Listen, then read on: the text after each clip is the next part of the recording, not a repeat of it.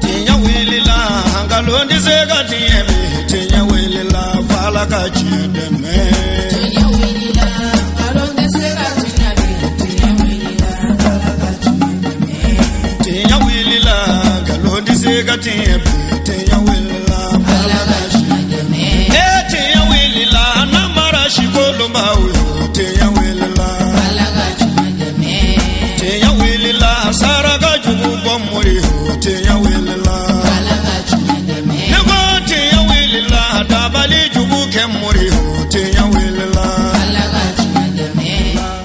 أعوذ بالله من الشيطان الرجيم بسم الله الرحمن الرحيم اللهم صل وسلم وزد وبارك ومجد وكرم على عبدك ورسولك سيدي وسيد المرسلين وإمام المتقين وقدوة زاهدين محمد وآله طاهرين المعصومين وبعد مشاهدون الكرام السلام عليكم ورحمة الله تعالى وبركاته. Mbade teve shirifila la jabaw amba ufu ka wali mandon ka deli daba mafe ala ka hine anaka kishi anaka barka ala ko jidi ne na ukringile na bela jelenka wajulu kene kanu magaw ame awla doniya ka fo bi ambe buguni marala zambugu dugu kono Yakuba Samake nimbebe a don zambugu yakula ale ye forobelebele min sigi zambugu keredala ika don ga fo a yengani asirike ka fo abina daba ma ka so do joye nan ko ma misiri o misiri birki den folo da hukumu ambe o de kono aye wele bla anga shirif kema ani an karamogo Sayyid Sharif Badara Ali Osman Haidara akena wajulu belebele ke ka be novembre kalotle tama san bafla ani tan wolonvla ninga misiri birki da ni ala ye semi nogoya ye abina odo misiri njolila obina ke misiri folo ye mi nabi jo Yakuba Samake aka forola zambugu o hukumu kono wajulu kene belebele basigira mi na nyina mayara an karamogo Badara Ali Osman Haidara fe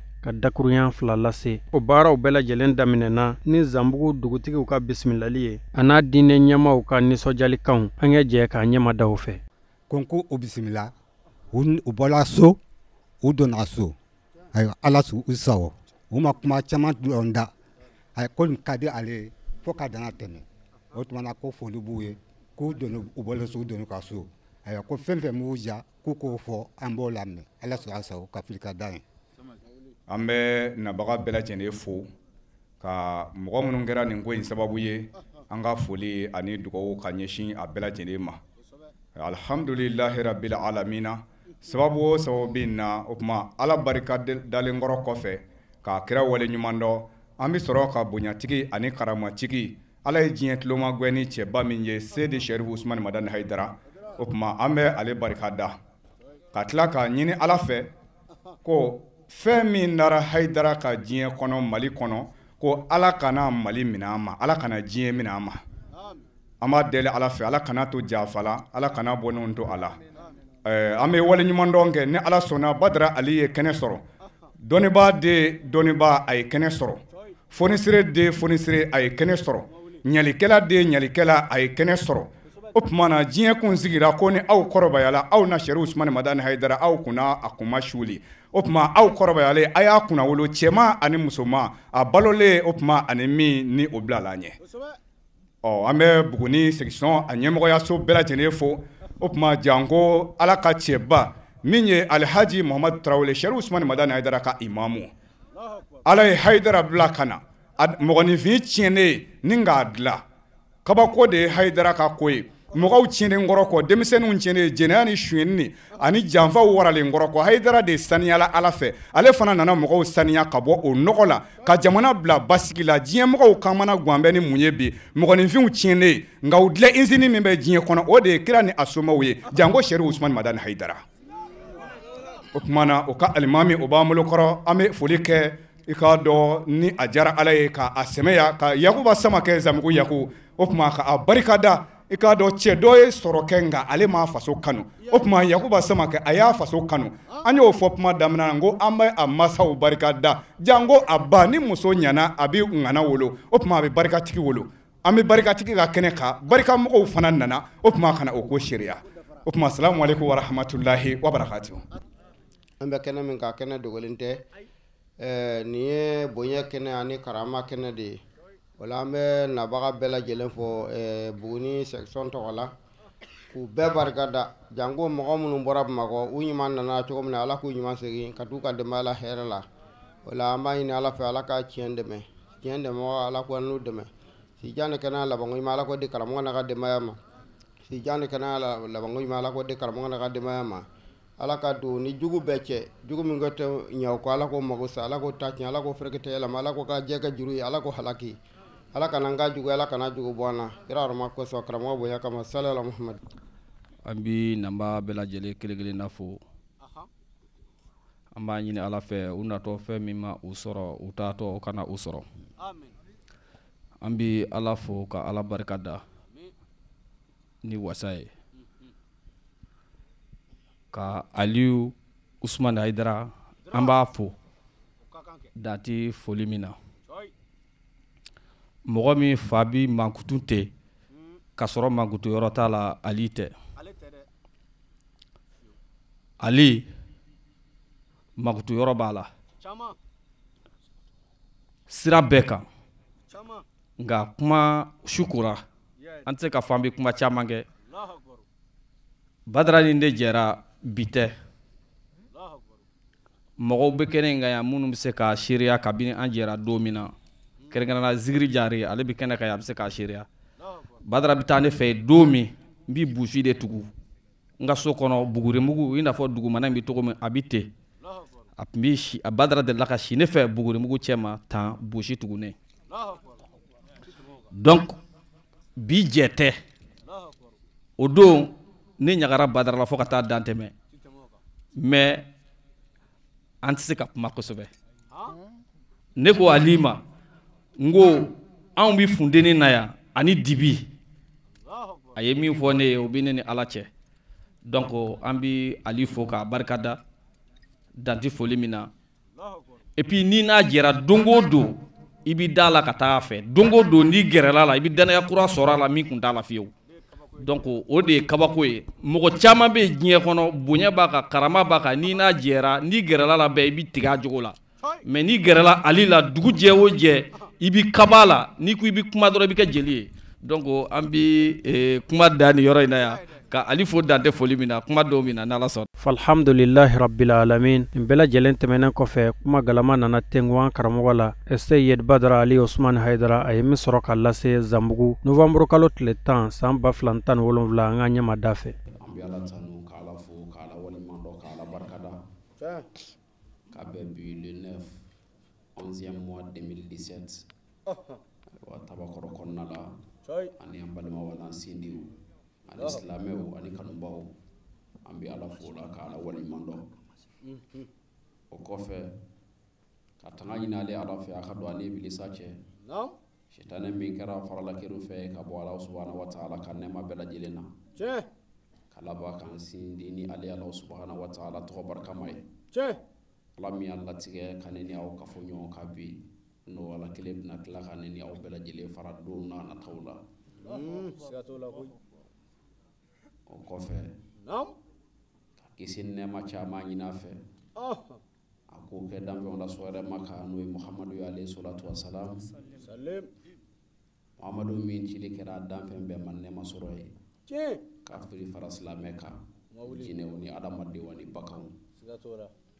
ani a so denkɛ sanumaw an'a ka sahaba ɲumanw bɛɛ lajɛlen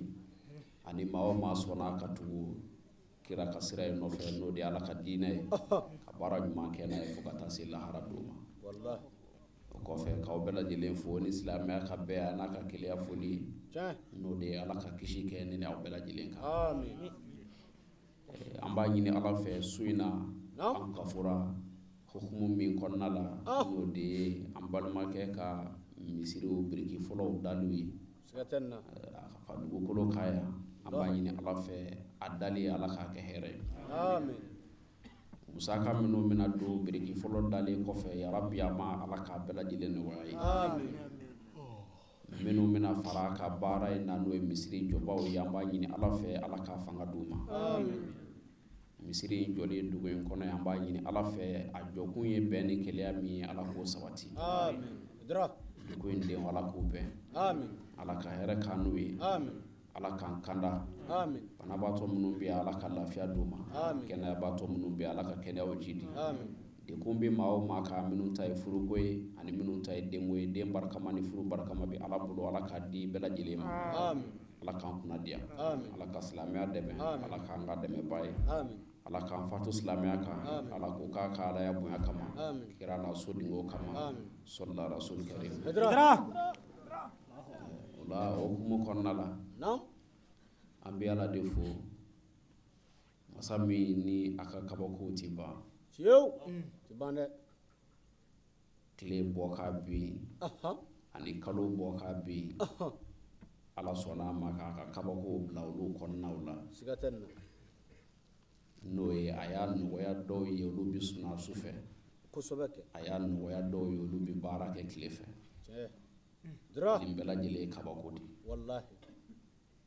kabako wɛrɛ minnu bɛ yen olu caman bɛ yen minnu ye gindo ye ala subhanahu wa ta'ala ka walew la ka kɛtaw la a bɛ minnu kɛ suw kɔnɔna la ani tilew kɔnɔna la wallahi dira nka k'a wasa dɔrɔn su in na anw kun t'a dɔn k'a fɔ an bɛ sigi yan nka ala sɔnna a ma k'an sigi yan allahu akbar idra kabako la belebeleba ye min ye o de y'o ye siga t'o la koyi kira mɔden nin dugu ye an y'a tɔgɔ mɛn ka kɔrɔ nka a ma deli ka se yan coy ala ka kabako kɛra jumɛn ye a y'an bɔ an sigiyɔrɔ dɔ la ka na n'an ye dugu in kɔnɔ yan a bɛ fɔ o de ma ko kabako siga t'o la wulibali don dɛ i bɛ dugu caman tɔgɔ mɛn i tɛ se ayi i bɛ kabila caman mankutu mɛn i tɛ se se nka n'ala sɔnna a ma ka se n'i ye yen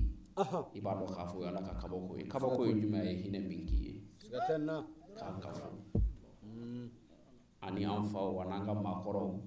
ani dugu dɔnnibaw ani dugu ɲɛmaaw k'a kafo ɲɔgɔn kan ani ala ka giribu kɛli a bɛ ala fo la k'ala barikada kosɛbɛ o kɔfɛ so in na kuma jan tɛ yen nka k'a da dɔrɔn na ko ma n'o de ye silamɛya ka bɛn a n'a ka kɛlɛya ye a n'a ka badenya ni ɲɔgɔn minɛ ye k'a da o ma an bɛ foli segin bonyatigiw ma ka bɔ kuma la an bɛ foli fɔlɔ jɔn na an filɛ dugu min kɔnɔ n'o ye tabakɔrɔ ye a dugutigi an b'a fo an b'a fo danti foli min na a ye hɔrɔnya min ni bɛn min ta ka ɲɛsin an ma an b'a fo la danti foli min na dugu in a b'ale de sagoya la nka a ka duguden dɔ de y'an wele ka na nka n'a ka hɔrɔnya kun tɛ a kun tɛna sɔn an ka doya dɛ jango ka laban tuguni ka orduru di geribuw ma an ka fɛn fɔ olu yɛrɛw sigilen don k'o lamɛn o ka bon ka tɛmɛ a bɛɛ kan sabula dɔwɛrɛ tɛ yen foyi tɛna fɔ kɛnɛ in kɔnɔ yan ni min kɛra i tulo tana ye a na sɔrɔ o na yela min man ɲi ni min diyara i ye a na sɔrɔ o b'i la min ka ɲi an ni cɛw de jɛra nin kan an fa ni cɛw de jɛra nin kan n'ala sɔnna a ma a denw fana ni cɛw bɛ jɛ nin kan fo ka taa se lahara ma o la an bɛ dugutigi fo k'an bisimila ka dugu kɔnɔ foyi man bon k'o bɔ saka bamananw b'o kuma fɔ ka dale la ko n'i tɛgɛ fa k'a kɛ kunatɔ pɔsi kɔnɔ ko n'a ko i ka dɔ fara a kan i bɛ tiga minɛ sigi a yɛrɛ k'a ta ka fara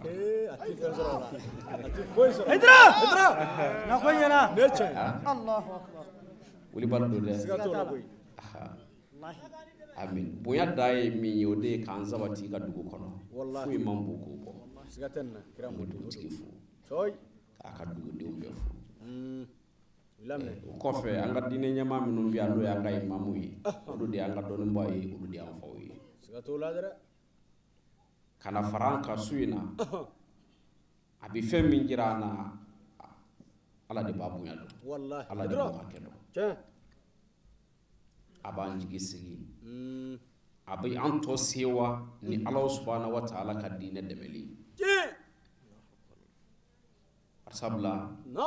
an karamɔgɔ da bɔra ka s'a ma ne Ustaz Latifu ye diinɛ in a tɔ laban tɛna kɛ foyi ye fo minnu k'u ye dɔnnibaaw ye ko tɔɲɔli bɛna ka bɔ olu de yɔrɔ la wa a bɛ sigi olu de yɔrɔ la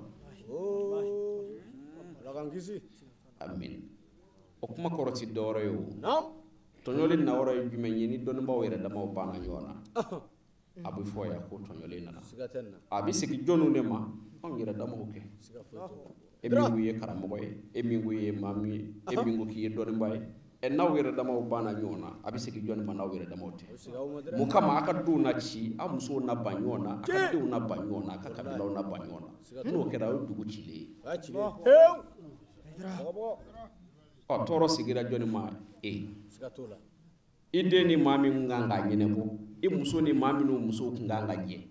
n'i y'olu bɛɛ lajɛlen kɔ don ɲɔgɔn ma i kelen n'a kɛ dɛ nakun ye nin de ye o kama n ko kuma jan t'an bolo bari sabula ko ninnu bɛɛ lajɛlen résumé don n'i ko silamɛya ka kaba dɔrɔn i ye fɛn kelen de fɔ kuma jan t'a la yɔrɔ jan taama t'a la don alikaba kɔnɔ ka bɔ don misiri kɔnɔ ka bɔ i kun ci alikaba kɔnɔ nin bɛɛ lajɛlen zéro ye jumɛn de don dɔrɔn adamaden wa i kɛ ɲɔgɔn fɛ a ka ɲɔgɔn dɛmɛ a ka ɲɔgɔn hinɛ minɛ ni ala bɛ sɔrɔ ka sɔn aw la an bi an ka imamu fo danti foli min na ka laban tuguni maa minnu nana fara ɲɔgɔn kan ka bɔ sigida wɛrɛw la ka bɔ dugusɛn wɛrɛw fɛ ka bɔ Bamako ka bɔ diɲɛ fan o fan ka na fara an balimakɛ kan ni misiri biriki fɔlɔ da in na an bi aw bɛɛ lajɛlen fo dugudenw an b'aw bɛɛ fo an nisɔndiyara nin wasara sɔma sama ye ni n'a ye min ye dugu la a bɛ so lagali ko ɲuman la Yaku n'an bɛ foli kɛ ale la an b'a fɔlɔ a bɛ yɔrɔ min de la woliba don dɛ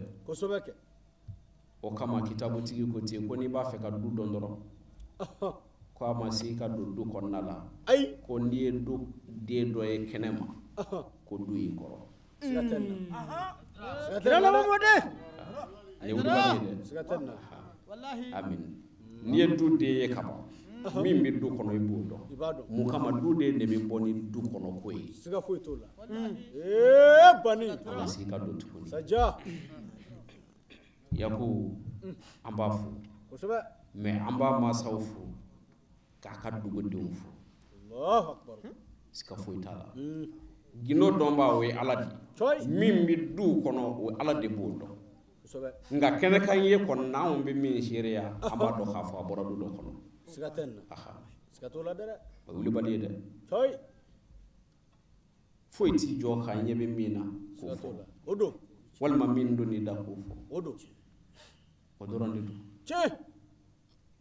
o la nin sigiyɔrɔ in na tanu dɔrɔn de bɛ yan o de y'an se yan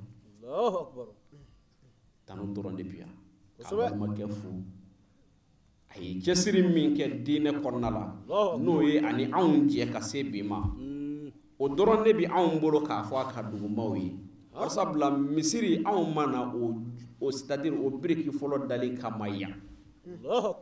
fɛn dɔ de bɛ na ni fɛn dɔ ye o n'i y'a mɛn misiri fɛn dɔ de bɛ yen fɔlɔ fo an kana ɲinɛ nin kɔ n'i y'a mɛn misiri a jɔbaw de ko don n'i y'a mɛn misiri a jɔyɔrɔ de ko don n'a jɔba ma jɔ misiri tɛ yen o nka n'a jɔba y'a jɔ misiri tɔ bɛ sanuya n'a jɔba ye nka k'a dɔn dɔrɔn an nana yan tɔgɔ la ani dugawu donna misiri min ni a biriki fɔlɔ bɛ na da ala bɛ se k'a ko nɔgɔya cogo min na o y'a kɛnɛ kan da ye mɛ min y'an se yan o de y'a ni Yaku yɛrɛ jɛra cogo min na o de y'an se yan n'o tɛ i bɛ tɛmɛ misiri caman biriki fɔlɔ dali la yanni k'i se yan dɛ misiri caman biriki fɔlɔ dalen don yen ko yanni k'i bɔ Bamakɔ ka se i bɛ tɛmɛ caman la dɛ nka dɔrɔn k'a wasaw ye dɔrɔn Yaku dugaden don Yaku hɔrɔn don majɛ ɲɔgɔn don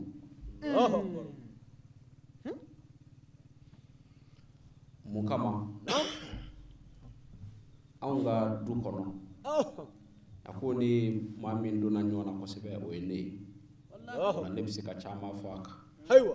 n bɛ min dɔn kɔni ni ala caman ɲɛla ala bɛ taa ɲininka min na kɔni n b'o fɔ a kan wuli b'a don dɛ min bɛna fɔ aw ye fɔ a k'a dɔn k'a fɔ ko ala bɛ taa ne ɲininka nin na de nka n ko wala anw bɛ kuma ni ala de ye an bɛ diɲɛ yɔrɔ yɔrɔ la nata man jɛ foyi man jɛ don min na ni yakubu bɛ jɛ mugan d'a kunna wa yɔrɔ bɔra k'a fɔ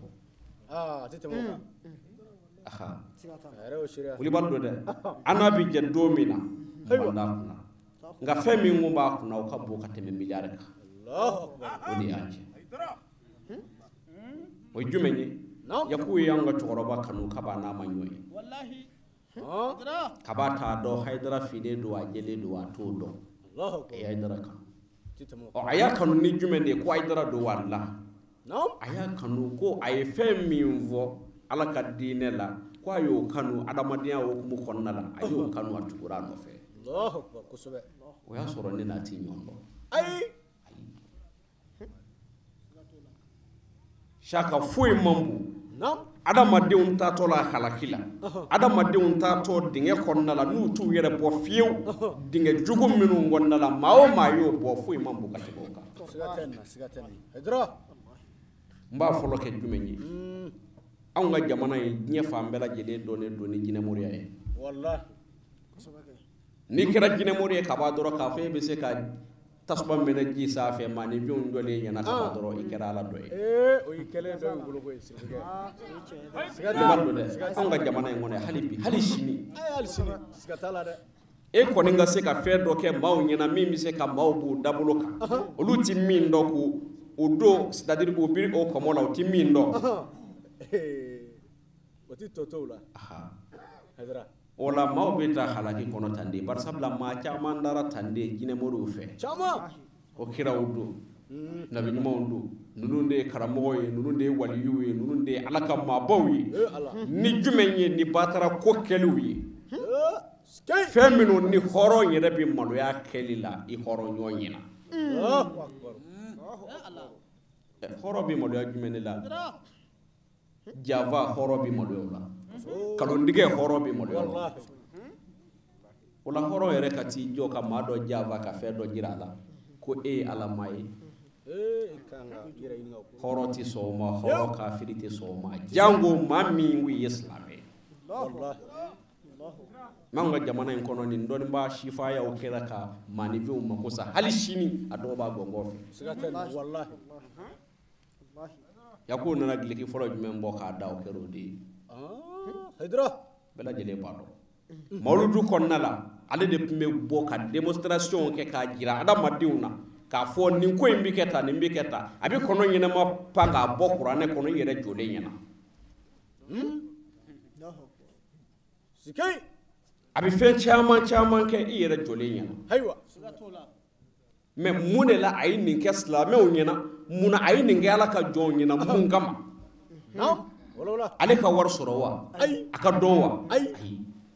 ko ale ka diinɛ dɛmɛla dɔ ye nin de ye ka maaninfinw bɔ fili la k'a dɔn ninnu kɛbaaw ye kalonnikɛlaw de ye mais jumɛn ka bon ka tɛmɛ nin kan n t'a dɔn maaninfinw bɛ ɲuman miiri min ye o kuranɛ kɔnɔna la a ko ale ma seli di maa si ma ko maa ka kɛ seli jɔbaa ye fo n'a kɛra muminiw ye u ka seli jɔ a waati la a ye waati minnu fɔ ka tila ka kɛ waati minnu k'a la a ye seli di muminiw de ma u k'a jɔ a jɔ waati la jɔnni de bɛ kɛ mumini ye ni dusukun ɲuman t'i bolo jɔnni bɛ kɛ dusukun ɲumantigi ye jɔnni de bɛ se ka kɛ jogotigi ye k'i balima dɔ to yen k'a fɔ ko nin ye silamɛ a biri bɛ misiri kɔnɔna la i yɛrɛ dan b'a la k'a fɔ silamɛ don ka laban k'o ye jinɛmoriw bolo o b'a la k'o kun ji i ka silamɛya bɛ dafa cogo di hali ni kiraw selili su kan i bɛ taa jahanama kɔnɔ k'a sɔrɔ a dɔnni bɛ e la e bɛ se k'a kalo da kɛnɛ kan i bila kun y'o de ye o la ala y'o dɔnni min d'a ma a y'a se kɛ dɛ o la mun de ka bon ka tɛmɛ nin kan jinɛmoriw selen maaninfinw na dɔ k'a fɔ ko u b'a la ka nin min kɛ kalo don e kalaba kana dalu jira ma ke kalo yi dabara la barsa bla do sigile do kan olu ko kalo do abi ke tugo do olu ira ta do e imse ga fengalo ndigi yati fami no ay way kalo de e ere de kalo yo la awli baldo de ni ko fe kalo e fo dalu kay bulu amin ola yako ya se mingala tse ka fo kapa Allahu akbar mamba fola danti foli mina kosobe ayada madde kuna foni ni batara ko la Allahu akbar femi ye do ke mabawi femi ye do korota ka do ke alay mawbulu ade ya au kalo jira mane biuna keneka o bella fiarola islame bella fiarola ko don ba bella fiaro keneka amba fo danti foli mina o yala do ne min dama ay mingira keneka o yoyi doko la bi min ke o ka bokati moka Allahu akbar ala ko amoko bi nyuma ya mina ka qur'ane konna la o de ko kini mbolo ka dilike ka soro no mbolo mabo akala ma kosobe ayo dama minge Allah subhanahu wa ta'ala dorani bato Allahu akbar Allahu akbar nga aw ma yiru ta sharia ya mbe ya ke nemmi ye koni choy ne bin ta sharia cho idra ne na jara bije ayre ya fo chugo mina wuli baldu akote amita fe depuis wati mina do yi kaso luye ama haywa ata kono luanzela aba kono de ko asingara ima haywa wati bingada tigi abina ba genga bo asigi mboka Allahu akbar a location de ayre sigile biya idra ani location do ka fo ko ibis location na wati do de be o de bi dima ma do ma chama bi min do ala we kalo sababu di location ma no locataire wi ha ka fo ko iben de ke hal na sura patron mo ko bi ka bo abi kalo sababu dima folo pour que ka sonyi ni ka soro na yi jakana sonyi na kalo sababu kono fiyo a dafa do bi soro ka bo ngale kun sigi men mi ngono na tigi ko mo ko jora la dongu do abibo Allahu akbar o do ni ana jera aboro sude kono ka soro ka location ta yere Allahu akbar fo kana sebi ayere sira ka yoro do ko ra yere haywa ibado ka fo ko alaka ko sirimbe asanga o de la na watiula me jonu ye ngani ya nyuman tiku ye barakela wi abolu de mako glan do ko la ni kenek wallahi yaku anti se ka fo ka sa ta ay abala kam mi ngoni ganga sigida la mo kalama wallahi islamo ye ka sira bo mani fiwi ka kuluci c'est-à-dire hali mali président mata do ka fo ko kulu min bi se ka chafe yaku yaji ka ka sira e bela jele bi la fe achira billahi ka da madun lafiya sadaka tulu jariya folla haranu mun tipi ti jore mawo mata manaka ana deuni akanu nyom bela jele na baraji so wallahi Allahu akbar wala nyo de fo ay ngo suina o mbiya odila soy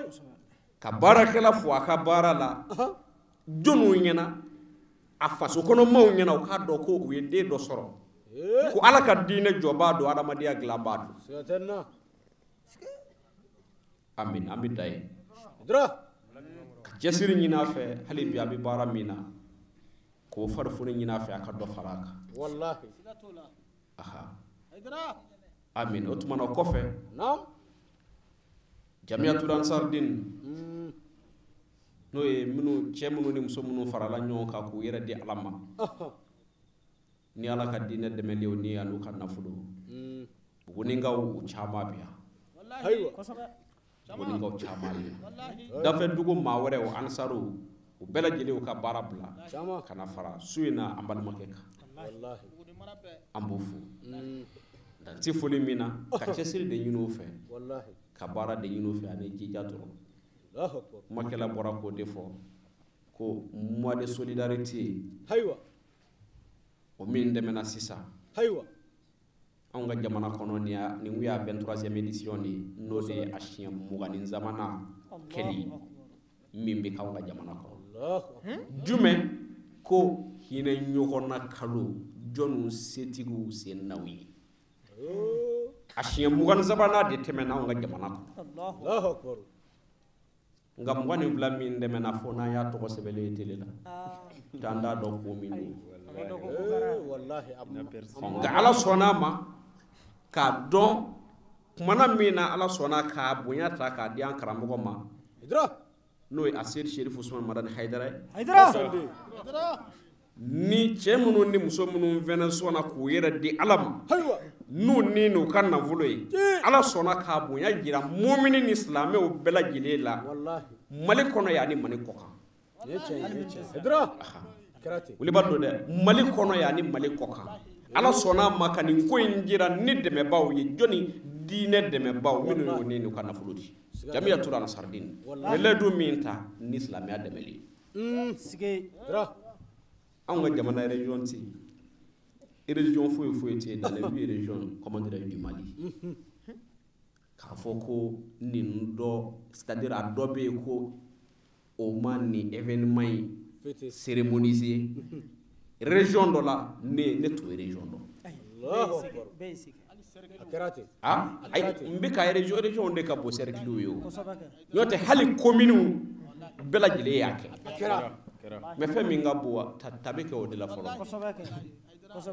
aw tɛ hali min n'a muso dalen don u ka so kɔnɔ olu ta kɛ k'a dɔn k'a fɔ ko kalo in dira ko an ka hinɛ ɲɔgɔn na Ansaru Jamiyatul Ansardinu ni silamɛw farala ɲɔgɔn kan k'a jira maa wɛrɛ y'u yɛrɛ di ka fara an karamɔgɔ kan k'a dɛmɛ silamɛ tɔn wɛrɛw la minnu sɔnna ka fara Ansaru kan ka nin kalo in bonya jira kalo tɛmɛnen in bonya jira an b'u fo danti foli min na a ye baara min k'a kɔnɔna la fo lahara nɔ bi to yen fo lahara ka jeliw di ka tigabɔrɔw ta ka tila maaw la ka ɲɔbɔrɔw ta ka tila maaw la ka malobɔrɔw ni sukorow ni nɔnɔw ni tuluw ta ka di dɛsɛbaatɔw ma muso cɛsabaatɔw ani yatimɛw aw y'olu minnu ladumuni lahara b'a sɔrɔ sa ninnu bi to yen Jamiyatul Ansardin an b'aw fo danti foli min na nka foyi tɛ dɛ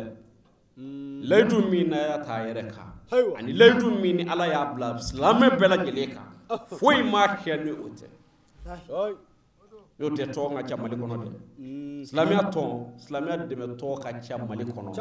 dandaba e bɛ min ka kɛ dɔ o de ye ta ye ni min kɔntana o bɛ taa dɔ kiri ni min kɔntana o bɛ taa dɔ kiri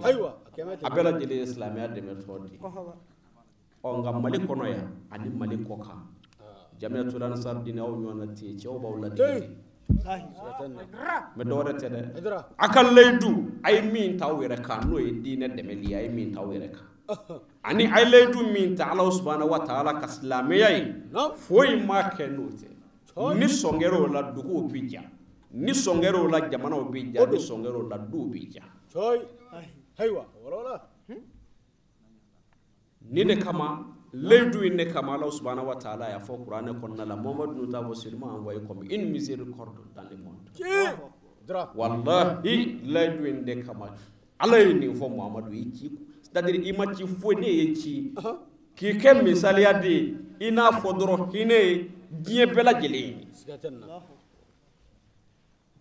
mais jumɛn de b'a kɛ hinɛ ye kuma ko parce que kira don wa non o ye Ala ka bonya ni Ala ka karama min a y'a d'a ma n'o de Ala yɛrɛ ko n bɛ kiraya sugandi k'a di maaw de ma maa minnu ye n ja n b'a bila du de kɔnɔ du min ye n ja o ye Ala ka garadi dɔ de a ye min di mais ni garadi dira sɔrɔsi ma k'a fɔ ko i kɛra asidan ye walima i kɛra général ye o ye garadi de min dir'i ma mais i ka baara ye jumɛn ye général ka baara ye jumɛn ye asidan ka baara ye jumɛn ye o de bɛna o différencier sisan i ka baara de bɛna sisan o tuma na a ko Muhamadu e ka baara ye jumɛn ye jogow dilanni n ye ka c'est-à-dire n ye ka prophèteya galanw n'o de y'a baara n y'a kɛ jogo ɲuman ye i k'o don maaninfinw na n y'o de ɲini i fɛ i k'o don maaninfinw na o la ni kira cikun kɛra ko jogow ka ɲa ni kira cikun wɛrɛ ma y'a la ko jogo kɔ mun bɛ anw bolo bi fo n'a kɛra anw k'an jija o la n'an ko an bɛ kira fɛ anw k'an ka o de an cɛsiri o de la Jamiyatul Ansardin Ala y'aw bonya ni de ye dɛ dɔ wɛrɛ tɛ dɛ layidu 6 min bɛ Ala ka kuranɛ kɔnɔna la ko jogow ka ɲa ni ne bɛ jogow dilan ma bi se ka limaniya ka da ala la ka do ko ala bi ko kelen do ko flanan dala mais ani ba fe kelen dew wallahi ay ah iba do ko ni de ko ni ka nga do ko ni I wolola dumi ngono ka fa kelen min zora iba do ko no I fa yo ngai ko no fe wa awuli baldo de sigatenna ibangira dumi ngono ye chokoroba kelen min soro e ni be ba fa ma ko bua iba do ka fo bua ko ni mi coy be illi maliale do lo bi du sukuna coy o me yelma bua ere ko e ka minge ibo kewa ma biandi chama be ito ke wala fo ka do ka fo ko ndara ala la ka dala ga kilebanti yala ka da Muhammad Mustafa ka cidi yala ko ala ka cidi do fo ko difference de Islam ya jogo donga bonyona ma bien hedra mukama abi jirawu la ko vi una kene jalaka ko ni ma min daro la kaba islamai maw ma shari'a ka fo ko Allah subhanahu wa ta'ala yekilini Muhammadu ya ka cidi no iti se ka wele ku ye kafiri la me munebi ne kafiriya sisa munebi ne kafiriya sisa ala ko cogo di qur'ane kono kamale we sono mawa wal may maso ma edra nindo dra awli baldo de ni jumeñi ala de ko ndi ma hiddo ngal jina kono fo na kera nyuma ngelaw yi minu ziran ni ala bara nyuma ha fo minun sirana ne ala ni ka ke bara nyuma ke bay Allahu akbar dra we papier dia aywa nga doro ka jira wala doro kelma di ka donga fo ko ne bi sharia ni na o sharia di yalma ne bi ni no fe ni laydu yi wa ay o ya dama ko di kakla ko mo ko la on fe o doni du sigatala komo bi bo ro la dugu konna la be ba do ka fo komo bi bo e sharia le do law ja sharia mo la dra ijena no ye magge no ye sharia le do la ka fo komo bi bo ya coy wani era de komo nye mai ko sabe ko dona no fe dra da mala ko sabe me yel may be komo la na fora ko ay na komo de o mine ko fa sisa haliti yira ira bar sabla taala bani ati tamaniga amin bar sabla eta wallahi o komo tigo yerut na songa e do komo la koy ko bar sabla ibu fe wal may bu do la fo ebe na do komo la ni ledu de e ka kanu ko fe ani komo do ni ko fe kira mo de nindo ne akila ni zabati de do on fe abamana tena ka ko ma dugo de islamia de fili koro o kama ni tarana yoro jandoro iba beje wallahi ni tarana yoro jandoro iba beje ka foy de biti miri makana ki miri madina la ki miri sofari marwala ka soro kana islamia go iba sura tara dra bani uli bando de iba sura tara atiyo wallahi ati sigatenna maka chemi ngusara ni dave be ala kadani na ala sona ko bangi yoro be ma aywa sigatula madine o kera sigi yoro yi ajatigilai akirati o mana ni madine buena kambaga mbuya abuena no cheyi o ne yakli tarai ni yakli mata cheyi re ka barala e yakli ka to cheyi re la e bi se ko famu ya tugudi o ta famu yakli te chere la ta fa amin edra akode fleni ko kene kan wode do adodoro ko mawbi do bolila ani komola tugo mina li leydui ala yere islamia leydu exige tendi sigatenna no de la naya fo suratul maryam konnala ako une disposition d'aucune intercession sauf celui qui aura comment dirais-je prêté un serment envers le tout miséricordieux dra il ne disposera d'aucune intercession, sauf celui qui va prêter le serment envers le tout miséricordieux. Sera tout tigati danvenshi. Fo ni mami sur na donti machi, fo ni mami ni la luta ini hina masaji. Ni Allah subhanahu wa ta'ala kumakai. Ola leidui ayini leidui ni exige kabla. Qur'ane konna la kabla islame bela jileka jamiatul ansar din ni aw korota ni ne islame korota yani bije wallahi kam ni kunu aydara ni de islamiya dɛmɛ a jɔbaw fɛ yani bi cɛ siga tɛ nin na Haidara layidu fo a kana ɲinɛ nin de kɔ layidu de bɛ yen foyi tɛ nin layidu ni ko i dara ala la i bɛ sɔn a ka walew ma a bɛ minnu exige kan n'o de a bɛ min wajibiya i kan i bɛ sɔn o ma siga tɛ nin na ni ko i dara kira ka kiraya la a y'i bila suna sira min kan i na sɔn o ma ɔ kira ka suna la kitabu bɛɛ lajɛlen kɔnɔna la suna kitabu foyi tɛ yen layidu tɛ min kɔnɔna la wallahi ne tiɲɛ Haidara ko maaw tun bɛ ne ta ka tugu Muhamadu nɔfɛ amin ɔ ne ka dɔnni bonyana n'o bɛɛ e ka dɔnni na kɛ dɔ wɛrɛ ye sa dɛ n'o tɛ kira kɔni ye min jira n'o ye ala ka kuranɛ ye a n'ale Muhamadu Mustafa ka suna ye o kɔni ye fila de ye ɔ n'i ka dɔnni pan o sanfɛ e na taa yɔrɔ wɛrɛ la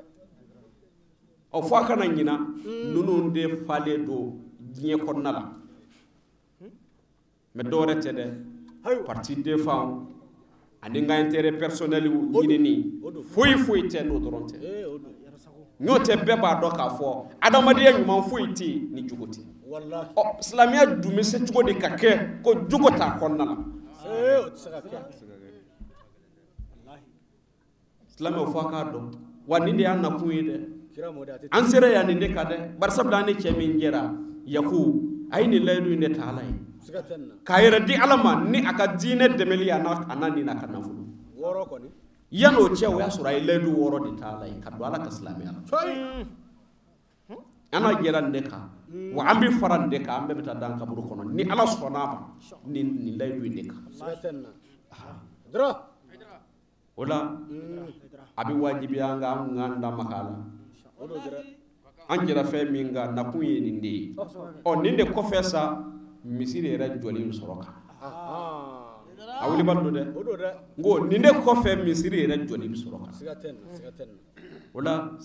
comment dirais-je Ousmane ibn Affan que Dieu l'a gré a ko le prophète Mohammed paix et salut sur lui a dit celui qui construit une mosquée à cause de Dieu Dieu lui construit une maison au paradis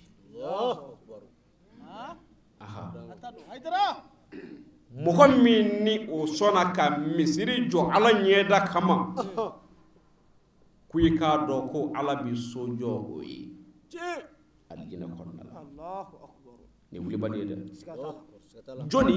ko jɔnni de ye misiri jɔ fɔlɔ dɛ kuma bi yen de a y'a jɔ jumɛn de kama kuma bi yan de kumakan in ka surun nka bɛɛ lajɛlen b'a kɔnɔ mɔgɔ jumɛn silamɛ min sɔnna ka misiri jɔ ala ɲɛda kama ala ɲɛda bɛ min ala ɲɛda bɛ min ala ɲɛda de ye jumɛn ye i ɲɛ bɛ maanifin minnu na k'a fɔ ko i mago b'u ka hɛrɛ la nin ye ala ɲɛda dɔ ye ala ɲɛda kama ka maanifinw ɲini ka don da kelen fɛ k'u bɔ da kelen fɛ o ye ala ɲɛda dɔ ye ka hinɛ adamadenw na o ye ala ɲɛda dɔ ye ɔ misiri dun jɔ kun ye jumɛn ye a bɛ jɔ ala de ɲɛda kama pour que adamadenw bɛ se cogo min na ka ɲɔgɔn minɛ o tuma na a bɛ fɔ o de la ko i y'a jɔ ala ɲɛda kama mun kama a jɔra ni hinɛ de ye n'o tɛ e tɛ ala ɲɛda yɔrɔ dɔn ne yɛrɛ t'a yɔrɔ dɔn ayiwa ne m'a ye n den t'a dɔn a wulibali don dɛ ne m'a ye nka n den t'a dɔn dɛ nka ne kɔni bɛ min dɔn a la a ɲɛda ye min ye o kɔrɔ ye ala de ko ale ye min ye hadisaw kɔnɔna la o de ye ɲuman kɛtɔ la dɛsɛbaatɔ dɔ ye walima maaw ɲinini ka bila ɲuman sira kan i bɛ ala ye yen de a bɛ fɔ o de ma ko ala ɲɛda o tuma na maa min sɔnna ka misiri jɔ ala ɲɛda kama maanifinw ka ɲɔgɔn minɛ ni ɲɔgɔn dɛmɛ kama an ka seli misiri kelen kɔnɔ an ka bɔ ɲɔgɔn ka degun kalama k'a dɔn nin degun in bɛ n balimakɛ ka n sigi ɲɔ karisa kan ayiwa i ka se k'i se k'a la misiri jɔkun tɛ dɔwɛrɛ foyi ye ni nin dɔrɔn tɛ an tɛna se ka don bɛɛ kɔnɔ papiye di kuma mɛnna Alhamdulillahi rabbil alamin wa anna almasajida lillahi fala tad'u ma Allahi ahada. Ni wajulu nunun bannen no kɔfɛ dugu ɲuman jɛlen juma sɔgɔmada fɛ Badara Ali Usman Haidara a nana Yakuba Samake a ka foro kɔnɔ misiri min n'o bɛna jɔ ye ka o birikiden fɔlɔ da u sɔrɔla k'u ɲɛsin Zanbugu yɛrɛ dugu kɔnɔna ma sabula i k'a dɔn k'a fɔ Zanbugu dugutigi a n'a alimamu a n'a maabaw u y'a ɲini Yakuba Samake fɛ ale yɛrɛ min ye u ka duguden ye a bɛ se k'u dɛmɛ cogo min misiri min jɔlen bɛ dugu kɔnɔ ye k'a kurakuraya ni k'a lafɛrɛ k'a dɔn k'a fɔ Yakuba Samake a ma ko in sigi da girinda la sabula a y'a ye k'a fɔ nin ye Ala ko ye nin ye Alakira ko ye ale ka sɔrɔ ni o bɛɛ lajɛlen de bɛ bɛn nin baara in ma i k'a dɔn k'a fɔ a pɛrɛnnen don a fɛ o birikiden fɔlɔ an karamɔgɔ Badara Ali Usman Haidara a seginna ka na o fɛnɛ da. Alhamdulillah rabbil alamin an bɛ Ala fo ka Ala barikada an bɛ yɔrɔ min na komi bi yan ye Kurulamini de ye Kurulamini dugu 30 ani dugu 3 jate an bɛ o de mara kɔnɔna na Kurulamini dugu 30 ani dugu 3 an bɛ yɔrɔ min na yan sisan o de y'a dugu fɔlɔ ye ne binɔgɔkɛw de sigira yan binɔgɔkɛw dɔw tun bɛ Ɲarakɔ dɔw tun bɛ Sajɛ dɔw tun bɛ dugu wɛrɛw la donc maintenant u nana fara ɲɔgɔn kan pour ka dugu kurakuraya san caman dugu in wulilen kɔfɛ donc parce que kɛrɛnkɛrɛnnenya na jiko gɛlɛya de ye dugu in wuli ka caya parce que ji kun tɛ yen alhamdulillah ne de nana ni ji ye walasa dugu bɛ se ka sigi donc o kɛra 2012 bon maintenant u sigilen u y'a ye k'a fɔ u ni misiri ko kan ka kan donc ne fa nale ka bɔ heji la ale y'a yira k'a fɔ fo ka misiri jɔ a ye donc o kɔfɛ mun y'a kɔrɔkɛ jate n'o bɛ dugu kɔnɔ yan ale fana ko ka misiri jɔ donc an y'a bɛɛ fara ɲɔgɔn kan basala an b'a misiri jɔ a kɛra misiriba kelen ye o misiri biriki fɔlɔ da an y'a ɲini an karamɔgɔ parce que ni y'anw ye diɲɛlatigɛ fɛn o fɛn na hɛrɛ o hɛrɛ la wali ala ko la wali fɛn o fɛn na min bɛ se ka adamaden dɔ nafa ala kama an y'a bɛɛ lajɛlen de ta ka bɔ an karamɔgɔ ka nɔrɔ la parce que ale de y'an bila o siraw kan donc maintenant an bilala ala ko sira min kan Hayidara fɛ ni mɔgɔ ye o ala ko baara don an bolo hali ni an kun nafolo bɛ bɛn o ma donc tu es obligé an b'o kɛ sabu an ye layidu ta Serifukɛ ye ani an ka nafolo an b'o kɛ ka diinɛ dɛmɛ donc o layidu kama ala ko baara nana an sɔrɔla ka jɔ a kɛli kan hali ni se ɲɛnama t'an ye n'an ye se min sɔrɔ an bɛ o don a da fɛ misiri ye 2 de ye donc bɛɛ bɛ n dɔn Zanbugu yaku la donc maintenant Zanbugu misiri Zanbugu dugutigi fana sera ma o waati kelen ninnu na ko u ye misiri ko dɛmɛ ɲini ka fɛn k'a ko ma se ka ɲɛnabɔ donc ni bɛ se k'u dɛmɛ misiri ko la donc ne yɛrɛ tɛ setigi ye nka fɛn min b'i bolo ni mɔgɔw jɛra o la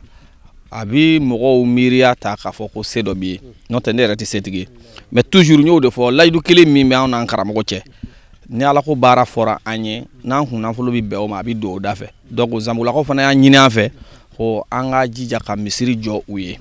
donc an y'a f'u ɲɛna ko ni ala sɔnna a bɛ an ka baara kɔnɔna na déjà aw ye a fɔ an ye donc maintenant an bɛ bɔ yan an bɛ taa Zanbugu fana misiri biriki fɔlɔ fana Ali Usman Madani Hayidara ale bɛ taa o da n'o ye Badara Hayidara ye ni ala sɔnna donc ko in ye de bon an bɛ yɔrɔ min na sisan ni o ye foro in ye bon etari hakɛ ti a la ka baara kɛ min kɔnɔna na n'an ka se hakɛ ye o ye etari 100 jate ye donc an kɛlen bɛ ka baara kɛ min kɔnɔ o ye etari 100 jate ye fɔlɔ donc o kɔrɔ ye ni se b'an ye min ka d'an ye an b'o de sɛnɛ n ka baara kɛ donc maintenant ne bɔra ne bɛ se ka dan n ka furako dama ma n'o ye kasiyako ye o dama o bɛ ne bɔ quoi n ka fɛn bɛɛ lajɛlen la ni fɛn minnu filɛ nin ne bɛ se k'a fɔ ne m'u nafa sɔrɔli daminɛ toujours ne bɛ ka baara min kɛ a bɛ ka bɔ kasiya de la est ce que a faamuya o de b'a financer donc maintenant an ye nin baara ninnu kɛ mun kama diɲɛ don ka ca ko kelen to sen na ko kelen banbali tɛ faso dugukolo i ka baara kɛ a la don dɔ la a ka di ala yɛrɛ ne bɛ se ka sigi yan donc an y'o hakilinaw de ta bon ne binɔgɔkɛw bɛ yen n fɛnw bɛ yen n ka dugumɔgɔw bɛ yen donc n'i ye baara kɛ ni dugukolo in kan yan a bɛ komi ne b'a la k'a kɛ tabakɔrɔlenkaw de ye n b'a la k'a kɛ Zanbugulakaw de ye sabu ne n'olu de bɛna jɛ k'a dun est ce que y'a faamuya donc an karamɔgɔ y'an bila numanya min na ani fɔnisiriya min na anw fɛ diɲɛlatigɛ bɛɛ y'o de ye a ko n'i ye min kɛ i bɛ taa o de sɔrɔ i ɲɛ lahara donc an bɛ lahara préparer an bɛ diɲɛ préparer an bɛ lahara préparer donc o de y'an bila baara la baara caman jubɔlen b'an bolo yan komi ɲɛ b'a la sɛ 600 b'an bolo yan ni waati in na minnu bɛ fan da farafin sɛ o 700 b'an bolo yan minnu bɛ tɔɔrɔ minnu bɛ fan da bon kami fana o caman bɛ yan i y'a faamuya dɔ ka fara bagan wɛrɛw kan hali fali min bɛ a ka ca donc maintenant a bɛɛ ye dɔndɔninw don quoi. N tɛ baasi ye n b'aw fo fɔlɔ k'aw tanto bawo n tɛ na se yaw ma bawo yaba ye diɲɛ jan ma kaba ka lahara jan ma n y'a mɛn an fɛn maaw lase yan bi an badenma ko an tɛ se k'a fɔ ka b'a la an tɛ se k'a fɔ ka b'a la taa sato nɔjɛ diɲɛ sigilen ji kan n y'a mɛn diɲɛ ju ji ye hali n'o ji tɛ yan bi an tɛ min baara kɛ yaba y'o jan ma fɔlɔ mikoro min y'anw na misiri la nin ne ma fɛn si ɲini yaba fɛ n'a ma fɛn min d'u ma ne ko a ma fɔlɔ anw na misiri nin a seliwulaw kan ka bon dɛ yaba tɛna nin mikoro ye a na mikoro ye a t'an bolo nin yaba kelen nin ne kelen nin n bolila ka taa sato ko nin fɔ a ye i y'a mɛn ani fila a ko i sisoma jɔ a bɛ ji ma a sato jɔlen t'o fɔ n'a tɛ sara n tun bɛ boli o bɔra la n tɛ ala sɔrɔla k'u don dɔ la n bɔra yan don dɔ k'a sɔrɔ misiri ko nin na a ko ma i dusuma ye a bɛ jɔ an t'a ko kunna nin anw bɛ mun fɔ tun fɛn bɛɛ ka nɔgɔ kuma ka gbɛlɛ fɛn bɛɛ ye nka adamaden anw tɛ se ka yawu fɔ ka s'a danna bele ala y'a yawu y'a min k'anw ye ala y'a dɔn ala kira y'a dɔn n ka janw o tɛ mɔgɔninfinya la nafolo n bolo o tɛ mɔgɔninfinya la n kɛlen mɔgɔ ye a tɛ mɔgɔninfinya la ala k'o yi y'a min kɛ dɔrɔn. alhamdulillahi rabbil alamin nin birigiden fɔlɔ da de kɔfɛ Badara Ali Usmani Hayidara a ye duwawudonw kɛ ka fatiyataw kɛ ni ka sɔrɔ k'i ɲɛsin ka taa visite kɛ yɔrɔ la yɔrɔ min ni Zanbugu Yakuba Samake a kɛlen don ka chateau belebele segin o yɔrɔ la walasa dugudenw bɛ se ka ji sɔrɔ cogo min ni ka u ni lahinɛ i n'a fɔ a y'a mɛn dugutigi ka kuma kɔnɔ cogo min Badara Ali Usmani Hayidara o visite in kɔfɛ a sɔrɔla ni ka foli ani waleɲuman dɔ fɛnɛ lase Yakuba Samake ma o baara in na a tila ka wele dakan bila setigiw ye ala ye dɔɔni nɔgɔya minnu ma u k'u janto u ka dugudenw la k'u niw lahinɛ kɛrɛnkɛrɛnnenya la jiko gɛlɛya bɛ minnu ka duguw la. Alhamdulillah an bɛ ala fo k'ala waleɲuman dɔ k'ala barikada vraiment nisɔndiyalen don an farifoninen don ka daw yɛrɛ ka ɲininkali kan n'o de an balimakɛ n'o ye Ustaz Yakuba Samake a ye ŋaniya ɲuman min ta ka siri ka ɲɛsin a ka dugudenw ma ni silamɛ bɛɛ lajɛlen ma n'o de ye ka chateau dilan dugu in kɔnɔna la bɛɛ lajɛlen bɛ se ka lafiya jiko la cogo min na vraiment a nisɔndiyalen don an farifoninen don a y'a ɲininka ni ala ka diɲɛ silamɛya ka hukumu de kɔnɔna la o la an bɛ kuma n'o ye mais an b'a dɔn yanni an ka kuma n'o ye an bɛna adamadenya de hukumu kɔnɔna la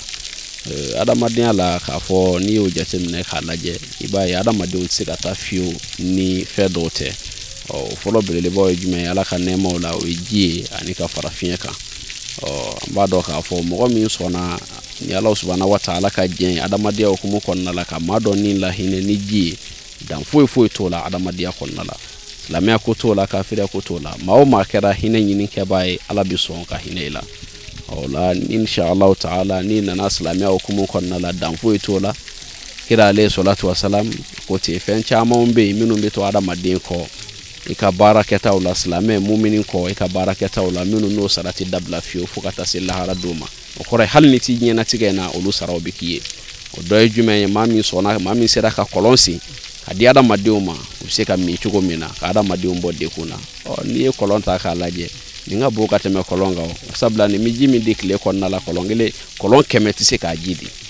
donc o la an b'a ye k'a fɔ silamɛya hukumu kɔnɔna la nin baraji a tɛ se ka fɔ ka s'a dan na an bɛ min fɔ dɔrɔn silamɛ bɛɛ lajɛlen ka min fɔ mumini bɛɛ lajɛlen o de ye adamadenw ka kɛ ladegelikɛbaa ɲuman ye i n'a fɔ ala subhanahu wa ta'ala ye min ɲini an fɛ an ka kɛ baara ɲuman kɛbaa ye ka ɲɔgɔn kala baara ɲuman na ka ɲumanya jira adamadenw na donc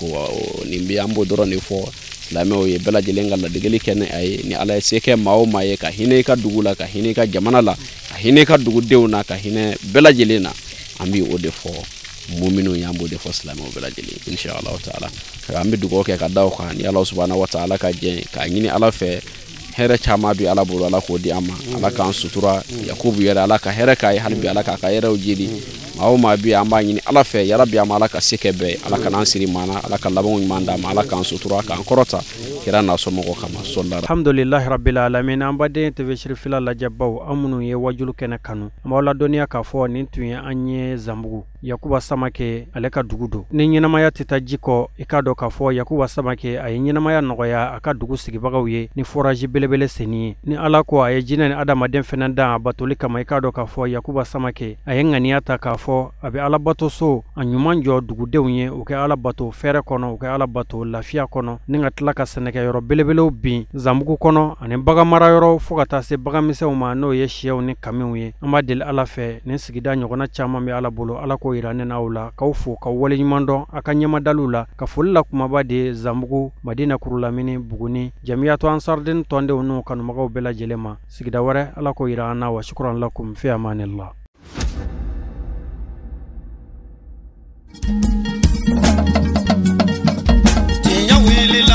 Ngalondi sega tieme tenya welila fala ka chideme tenya welila ngalondi sega tieme fala ka chideme tenya welila ngalondi sega tieme tenya welila fala ka chideme tenya welila namara shikolo mawe tenya welila fala ka chideme tenya welila saraka jubu bomori tenya welila dabali jubu ke muri